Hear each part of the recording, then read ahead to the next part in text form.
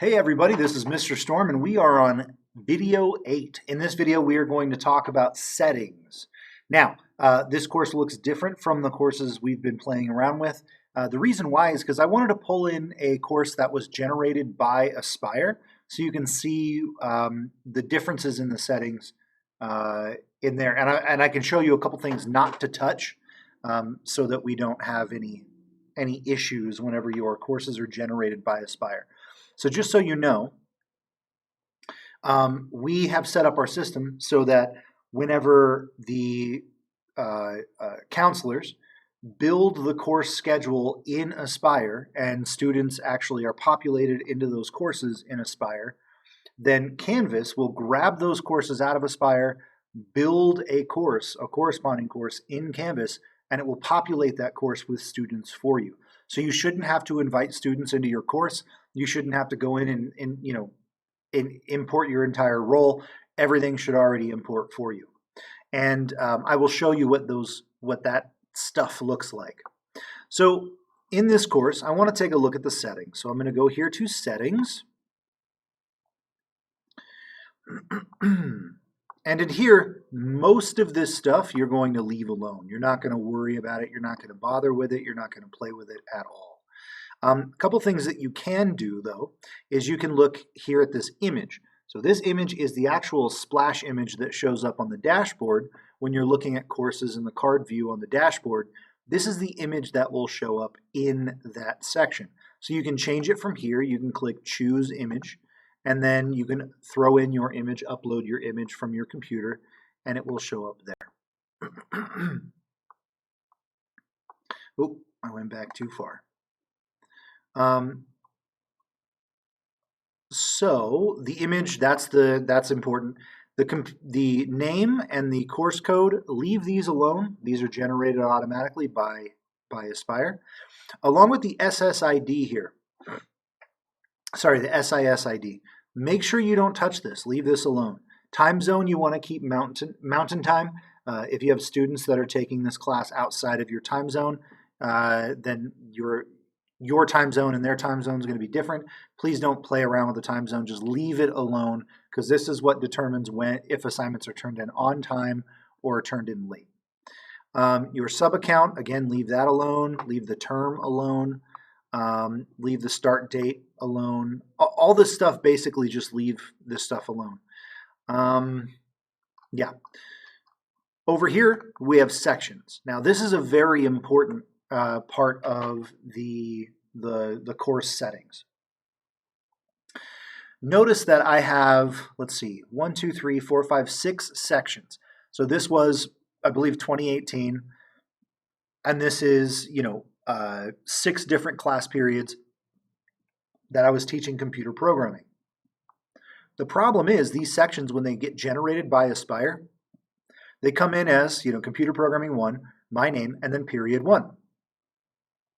But notice there's another period 1 right here, and then I have period 2 and period 2, period 5, period 5. So those are a bit confusing. When I go in to grade my work, my students' work, and I want to sort it by the class period that they are in, sometimes I have to make choices and I have to go back and forth.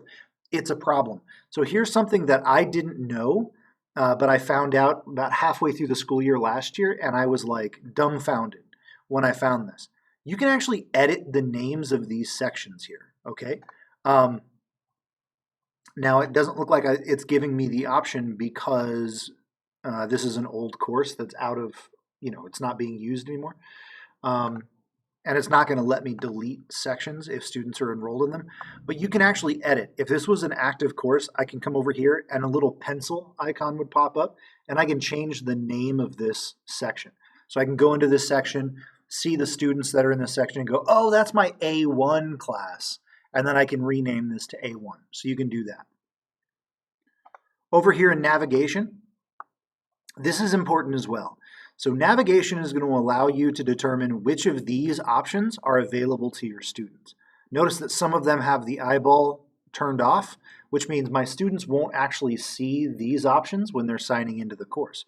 And it's very easy to move this stuff around. So for example, I'm not using Newsela in my computer programming class, so I can just drag that down into here.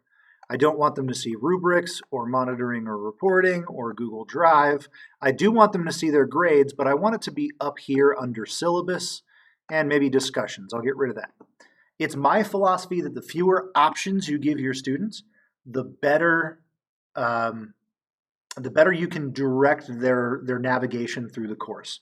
So I think 3 or 4 options up here are probably best. Give them a quick link to the syllabus, give them a quick link to their grades so they can see what their grades look like, and then maybe a quick link to modules. Even that I might get rid of and just leave it at home so that they have to navigate through, my links that I set up for them. But this is how you can turn on and off these links over here on the side. Over here in apps, we have, these are all external apps that you can link to Canvas. So if you use some kind of external, for example, Alex, if you're using Alex Math, you can link Alex Math into your Canvas course. Adobe Connect, you can link that into, which is good. Let's see, what else? Apex Learning. I mean, these are just the A's, right? So you can see there's a ton of stuff in here. Khan Academy is in here as well. Big Blue Button. Again, there's a ton of stuff in here. If there's an app that you absolutely have to have in your class, it may be worth it to look through here and see if you can find that app. Now, as far as how to get these integrated with Canvas and making them work properly, every app is different. Some apps give you more options when creating assignments. Some apps only add certain kinds of content to the page. Other apps allow you, it really depends on the app you're using.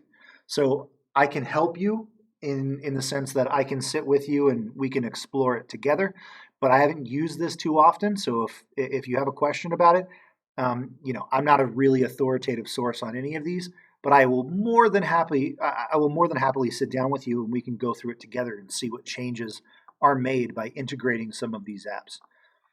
Okay, and then we have feature options.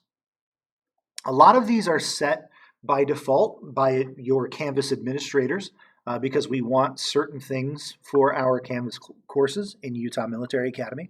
A couple things that we've left open and left it open for you to decide are whether or not you want to use mastery paths, which basically you can indicate specific students need to. Okay, let me rephrase this. Sorry. You can configure individual learning paths for students based on assessment results. What this means is you can set up something called a mastery, and you can have students move through that mastery on their own track. Okay. Now, again, this is something that I haven't played around with too much, but I'll be more than willing to sit with somebody and go through it and see if this is something that's useful. I've just never used it, and so I've left this option open so that we can play around with it and see if there's any value to using it. Excuse me, I got the burps. Anonymous instructor annotations. I don't know why anyone would want their annotations to be anonymous. I think that the kids know who you are. But if, I left this open because I can think of scenarios in my brain where a teacher might want this. For example, if you have a teacher's assistant and you're having that teacher's assistant writing annotations on someone's research paper or something like that, and you don't want the TA to have their name attached to that criticism, then you can turn this on if you want to do it that way. Allow outcome extra credit. So this allows you to give your students extra credit in the gradebook, which we'll talk about in the next video, if you choose to use it. I personally don't ever really do extra credit, but I know a lot of teachers do. So this is open for you. You can keep this on, or you can turn it on and turn it off, depending on how you want to use this. Okay, and then all these other options are turned on by default. Over here we have some really cool things. First of all, we have share to commons, meaning if you like this course and you like the way it's set up, you can actually share your course to the Canvas Commons page. I don't necessarily do this because I like my content to stay in-house, and I like all the content that I develop for Utah Military Academy to stay a UMA product. But if you want to share your courses out, I mean, talk to your administrator, see if that's something they're comfortable with. Student view. This one's great because with a student view, you can actually click on this and it will let you see what your course looks like from the perspective of a student. Now, this isn't a specific student. Let me rephrase that. It is a specific student. This isn't one of your students. This is a dummy student. So whenever you go into this view, you can actually click on the links. You can, go do assignments. You can turn in assignments. You can take quizzes. You can do everything a student would normally do. And then you as the instructor can go in and grade the assignments that you turned in as a student. So this is a really powerful tool. If you want to see what your course looks like from the perspective of your students, then that's how you would do that. Let's go back to settings. All right. So then we have course statistics. Let's see. So I'm not going to click on the students tab because I don't want to violate any FERPA laws. Let's see. So we have 29 discussions. We have over 1,000 discussion posts in this semester-long course, which is great. Oh no, this is a full year course. We have 62 assignments. We have assignment groups. We have active students, 15 active students. Quizzes, we had 7 quizzes in this course. So this is just breaking it down by the numbers. You can see what your numbers tell you. You can see things like, how many file upload submissions or assignments did I have? How many discussion topic assignments? These are just basic statistics about your course. Let's go back. Here we have, course calendar. Course calendar is great because it allows you to see what assignments are coming up, what's going to be due soon, what your students or what you're expected to grade as it's coming up. I love the course calendar. I love showing the students the course calendar. I think this is one of the features they don't use as often as they should, especially when more and more teachers are using Canvas. They can look at the course calendar, or they can look at their calendar in Canvas, and it will show all of their classes. So it's a helpful way for them to keep themselves organized. You can delete this course, which I almost never do unless it's one of these other courses that I'm messing around with. You can copy this course, which again, I don't know why you would do that. Usually you'd want to just import this course into a new course as you teach a new semester. Which you would do here, import course content. I have a whole nother video on that. I believe it's video 2 in this series. You can export your course content. So let's say you're getting toward the end of the semester or end of the school year, and you really like the way this class went, and you like the way the assignments are built, and you like everything about it. You can export this course as its own file, and then you can save that file onto a flash drive. And then later on, if the whole system gets nuked and Canvas completely drops all of our courses and it's all gone, you still have your course saved onto a flash drive that you can quickly reload whenever you want. You can reset your course, meaning hard reset. I just want to get rid of everything in it and start from the beginning. And then you can also validate links in content. What this does is it searches through your course and it looks for images and links that may be dead, and it tries to correct those. Now, I'm just curious. I'm going to go ahead and click this and see what happens. This is an older course, so we might find some dead links in here.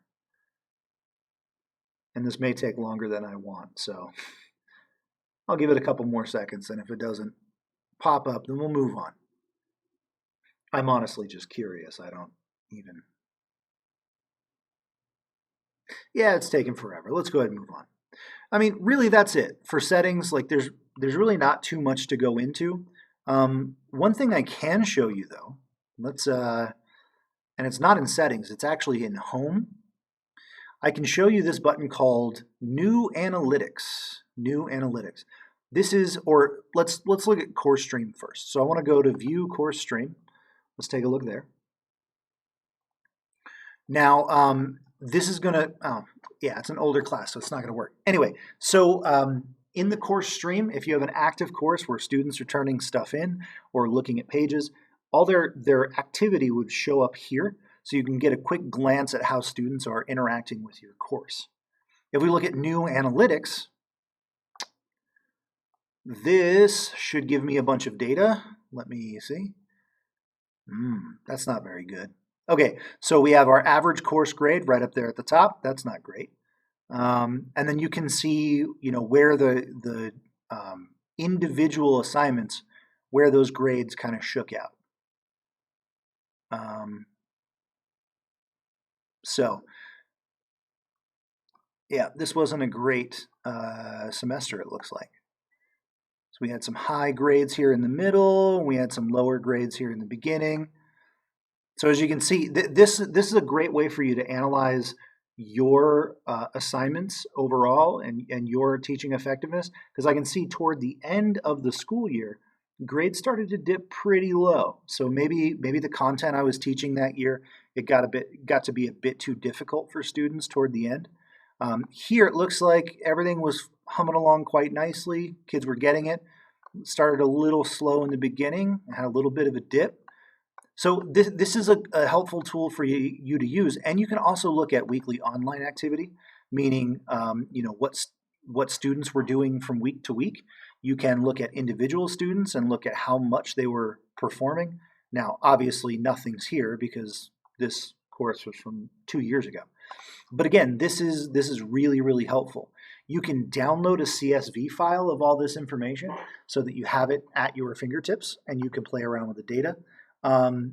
You can also set options for the you can set options like you can turn on or off display shapes.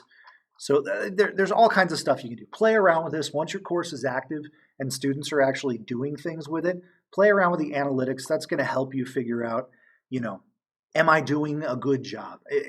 Am I teaching them the way that I need to teach them? Are they getting it? Are they interacting with the course? Do I need to change up how I do things? This is a really helpful tool for teachers to kind of figure out what you're doing right and what you're doing wrong. Okay, well, on that note, I think that's about it for settings. I'm going to leave it here, and I will see you in the next video where we talk about the gradebook. I'm going to dig real deep into the gradebook and talk about the speed grader, and we're going to get into how to use those effectively and why I believe Canvas's gradebook is the best gradebook of any learning management system on the market. Okay, perfect. I will see you in the next video. Thanks.